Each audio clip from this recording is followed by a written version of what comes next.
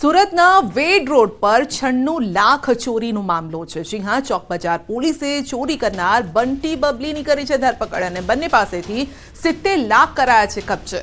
પીડિત યુવકને પ્રેમ જાળમાં ફસાવી તેના ઘરમાંથી 96 લાખ રોકડની કરી હતી ચોરી। આરોપી પ્રેમિકા પોતાના પ્રેમી સાથે મહારાષ્ટ્ર ફરાર થઈ ગઈ હતી અને જેને ત્યાંથી ઝડપી પાડવામાં આવી હતી। પોલીસે આરોપીઓ પાસેથી 71 લાખથી વધુ રોકડ રૂપિયા રિકવર કર્યા છે। બંને આરોપીઓને માલુમ પડ્યું હતું કે યુવક એકલો રહે છે અને તેનું મકાન વેચવાનું છે, જેને લઈ તેને પ્રેમમાં ફસાવી પ્લાન બનાવી યુવકના ઘરમાંથી પ્રેમિકા બની પ્રવેશી અને મકાનના રૂપિયા આવતા જ તે લઈ અને પોતાના પ્રેમી સાથે ફરાર થઈ ગઈ છે।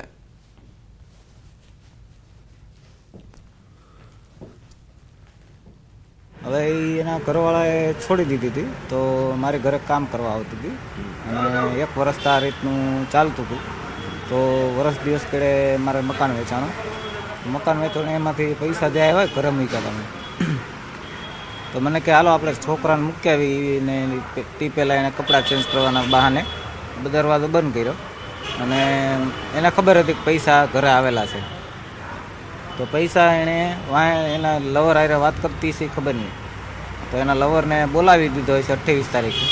તો એ પૈસા એને વાહેના ફ્લેટ હતો ને એમાં અંબી દીધા કપડાં ચેન્જ કરવા બહાને અને પછી એનો લવર 8 વાગે સવા 8 લઈને વી ગયો।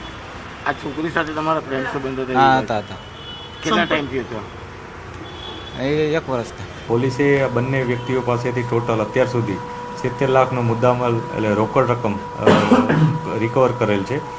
બીજી રકમ ક્યાં છે એના માટેનું અમે ફર્ધર પોલીસ કસ્ટડી માટે પ્રયાસ કરશું અને એને ક્યાં ક્યાં રૂપિયા વાપર્યા છે એના માટે પણ અમે અત્યારે ઇન્વેસ્ટિગેશન કરી રહ્યા છીએ। ગુજરાતભરમાં લૂંટેરી દુલ્હનના અનેક કિસ્સાઓ જોયા હશે, પણ અહીંયા તો દુલ્હન બનતા પહેલાં જ પ્રેમિકાએ પ્રેમીનું ઘર સાફ કરી નાખ્યું છે। દ્રશ્ય જોઈ શકાય છે। સુરતના ચોક બજાર વિસ્તારમાં એક યુવતી પોતાના પ્રેમી સાથે રહેતી હતી અને પોતાના જ ઘરની સામે રહેતા એક યુવકને પ્રેમજાળમાં ફસાવ્યો હતો, કારણ કે આ યુવક એકલો રહેતો હતો અને પોતાનું મકાન વેચવાની ફિરાકમાં છે, જેને લઈને આ યુવતીએ યુવક સાથે પ્રેમ સંબંધ બાંધ્યા હતા અને યુવકે મકાન વેચતાની સાથે તેના ઘરમાં રહેલા 96 લાખ રૂપિયા લઈ ફરાર થઈ ગયો હતો। સમગ્ર ઘટના સીસીટીવીમાં કેદ થતાં મામલો પહોંચ્યો હતો સુરતના ચોક બજાર પોલીસ મથકે અને પોલીસે ગણતરીના દિવસોમાં પ્રેમિકાને ઝડપી પાડી છે। જો કે પ્રેમિકા પોતાના પ્રેમી સાથે 96 લાખ લઈ ફરાર થઈ જતા બંને પ્રેમી પંખીડાઓને ઝડપી પાડ્યા છે અને જે યુવકને પ્રેમજાળમાં ફસાવી તેના 96 લાખ રૂપિયા લઈ ફરાર થઈ ગયા હતા, 96 લાખ રૂપિયા સુરતની ચોક બજાર પોલીસે કબજે કર્યા છે। કેમેરામેન ભરત બ્રહ્મભટ્ટ સાથે કીર્તેશ પટેલ, ન્યૂઝ 18 ગુજરાતી, સુરત। સુરતના સીમાડા વિસ્તારમાં લગ્નમાં 150ના ચાંદલાના બહાને ગઠિયો 1.5 લાખનું સોનું લઈ ગયો। સીમાડાના ફાર્મમાં લગ્ન પ્રસંગની ઘટના સીસીટીવી કેમેરામાં કેદ થઈ છે। તો લખનારી મહિલા 500ના છૂટા લેવા ગઈ અને ઘરેણા તે ઉપાડીને લઈ ગયો। સીમાડાના રાધે ફાર્મમાં લગ્ન પ્રસંગમાં ગઠિયો પહોંચી ગયો હતો। 150 રૂપિયાનો ચાંદલો લખવાના બહાને લખનારી મહિલાની નજર ચૂકવી અને 1.50 લાખનું કન્યાનું જે સોનું હતું, સોનાનું ડોકિયું તે લઈને નાસી ગયો હતો। સરથાણા પોલીસમાં ચોરીની ફરિયાદ પણ નોંધાઈ છે। સીસીટીવી પણ સામે આવ્યા છે। જે શખ્સ દેખાઈ રહ્યો છે એ જ 150 રૂપિયાનો ચાંદલો લખાવાના બહાને 1.5 લાખના સોનાનું જે ઘરેણું હતું તે લઈને ફરાર થઈ ગયો।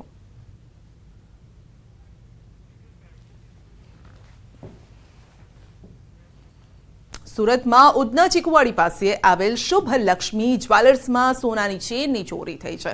ગ્રાહકના સ્વાંગમાં આવેલું દંપતી દુકાનદારની નજર ચૂકવી ચેનની ઉઠાંતરી કરીને ફરાર થઈ ગયું।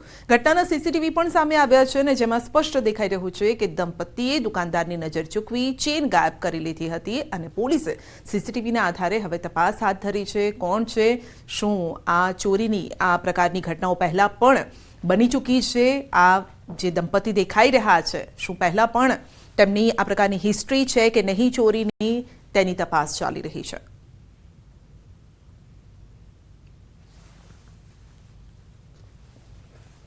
और परसों शाम को 2 कपल्स आए थे। दोनों ऐसे बोले थे मेरे को कि चेन दिखाओ, मेरे को किसी को गिफ्ट करना है। तो मैंने चेन दिखाया था, तब दोनों ने थोड़ी देर तो देखा चेन के बारे में, और तब मैं दुकान पे अकेला ही था। तो वो जेंट्स ने मेरे को बातों में उलझा के रखा था। फिर तब तक ये लेडीज़ ने एक चेन चुरा ली। સુરત મનપાની સામાન્ય સભામાં શાસક અને વિપક્ષ વચ્ચે થયો હોબાળો. બંને પક્ષ આમને સામને આવી ગયા અને ગરમીનો માહોલ પણ ઉભો થયો. શાસક અને વિપક્ષ વચ્ચે શાબ્દિક ટિપ્પણી થતા વાતાવરણ ગરમાયું. સભામાં ઇમ્પ્રુવમેન્ટ સમિતિના ચેરમેન વિજય ચોમાલે આમ આદમી પાર્ટી પર કટાક્ષ કરતા મામલો ગરમાયો હતો અને વધુમાં તેમણે કહ્યું હતું કે આમ આદમી પાર્ટીનો અડધો સફાયો કરી નાખ્યો છે અને હવે તેમને જડમૂળથી કાઢવાની છે અને જેના પગલે વિવાદ ઉગ્ર બન્યો.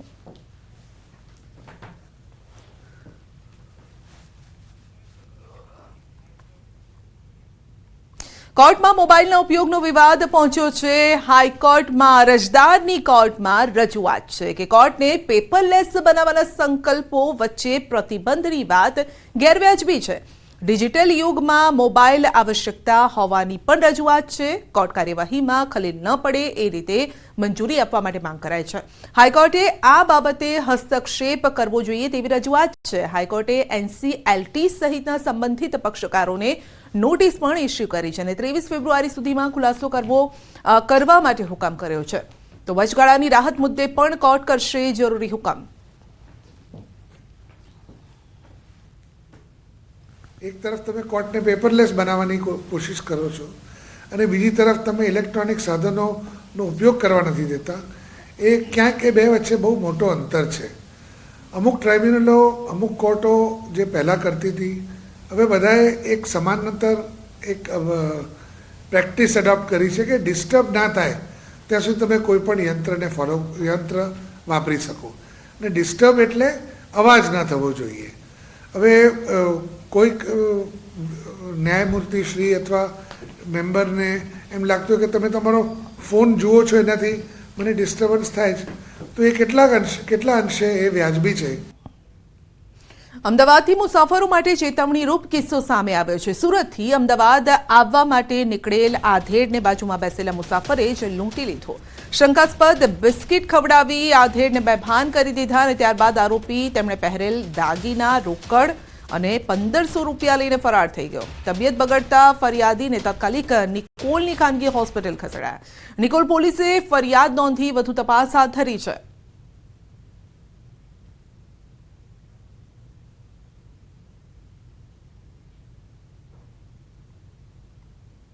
હું સુરતથી શ્યામધામ 4 રસ્તાથી બેઠો હતો અને કામરેજ 4 રસ્તા સોકડી ઉપરથી આ માણસે મને ગમે તે ખેનની કે ઇન્જેક્શન કે સ્પ્રે મારીને બેહોશ કરી દીધો. ત્યાર પછી મને કંઈ ખબર નથી. ભાવનગરના જીવાપર ગામ પાસે યુવક પર જીવલેણ હુમલો કરવામાં આવ્યો છે.